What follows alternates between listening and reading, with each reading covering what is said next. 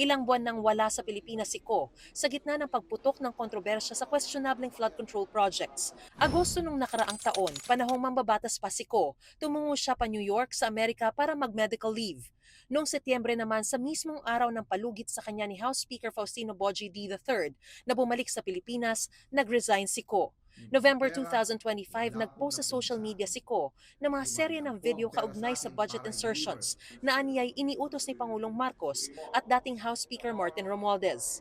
Itinanggi na yan noon ng Malacanang at ni Romualdez. Noong buwan ding iyon, sinabi ng Department of the Interior and Local Government na huling namataan si Ko sa Japan. Itong January 15, 2026, nasa Stockholm, Sweden si Ko, batay sa notaryo ng petisyon na inihain ng kanyang kampo sa Korte Suprema para pigilan ang pagsasampa sa kanya ng kaso ng ombudsman.